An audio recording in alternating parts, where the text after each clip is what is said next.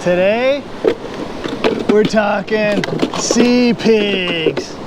Yeah, over the last 8 years or whatever that I've been doing all these beach surveys, one thing that I've always been looking at and thinking, man, that is one of the weirdest things I've ever seen, is all these plastic piggy banks that are washing up. Here, I've got 10 of them. That's how many I found just in the last week. And so I wanted to be able to talk to you about what some of the theories are about these piggy banks that are washing up. Before I get into the theories, let's talk a little bit about piggy bank history, because piggy banks have actually been around for about 600 years. They used to make them out of terracotta vases, you know, like clay.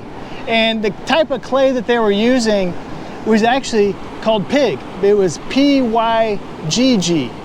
And so that's sort of how it, as English language evolved, they ended up calling them pig, P-I-G, and that's how we came up with the piggy bank. So they would make them out of clay piggies, they would make them out of ceramic, and then ultimately plastic came to be, and they started making them out of plastic.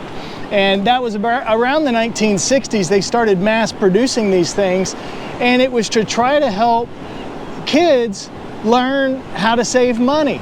And so if you were a kid and you had one of these plastic piggy banks, you know, like I did, I had one of these. Of course, my piggy bank, I remember, it had a little opening on the bottom. It was like a plug, so you could pop it out, you could take your money out, you could put money back in on the top. A lot of these don't have that, which tells me these are probably the older versions of them. Most of the modern ones have a plug on them. And so these could be from the 1960s, maybe 1970s.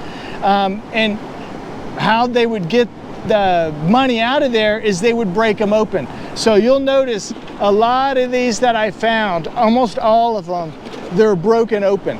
I'd say the other interesting thing on some of these are the slit where the money, the coin is supposed to go in, it's still plugged up.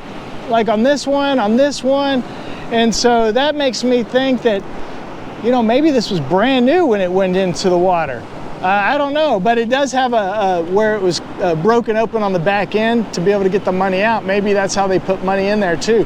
But definitely there was nothing that could go into this hole right here. Now, to be able to find out where these came from, you know, we look for clues. Now, I've looked at all of these that I have found, these 10 of them right here. There's only one of them that has any type of writing on it, and that is this one right here, this little bitty tan pig. Obviously it has been broken open. Looks like maybe even some turtles might have bitten on it.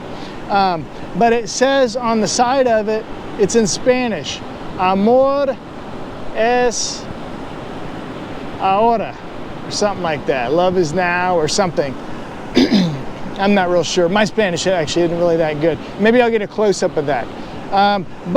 So that tells me that maybe these are coming from maybe Central or South America.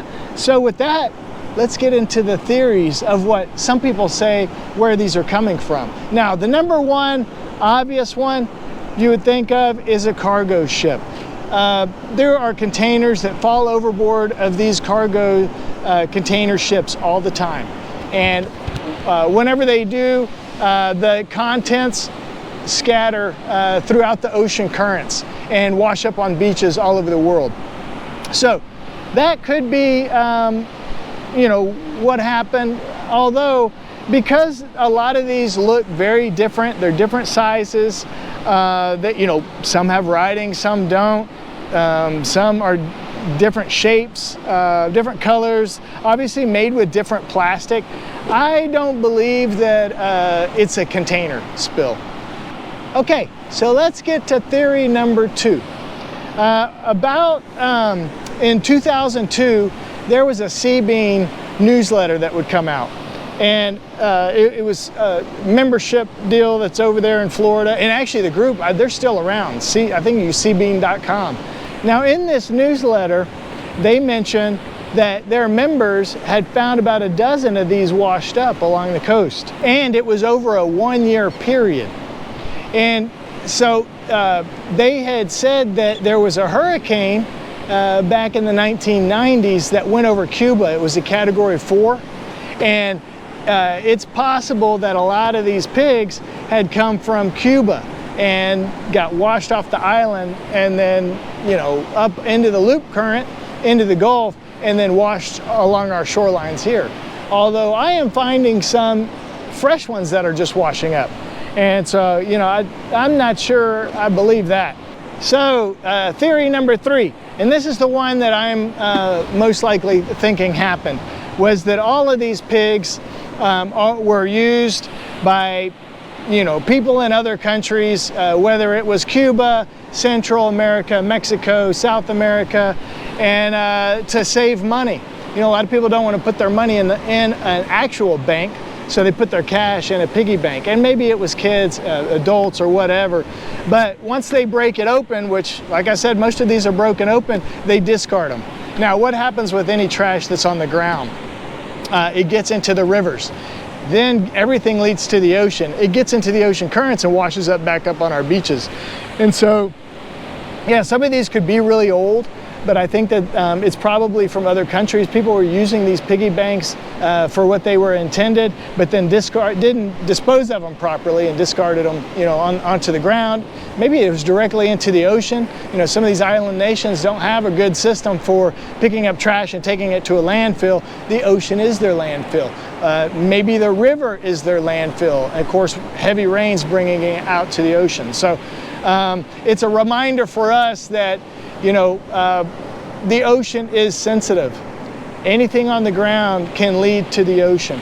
And so we need to do our part and pick up the trash, because some of these have sea turtle bites in them. So we know that there are real impacts. This one in particular, sea turtle bites on top, sea turtle bites right here on the bottom. And so just an interesting story with these. If you think that you might know what the answer is, get a hold of me. Maybe I'll have to do episode number 2 if you've got a different answer. All right, we'll talk to y'all later. Bye.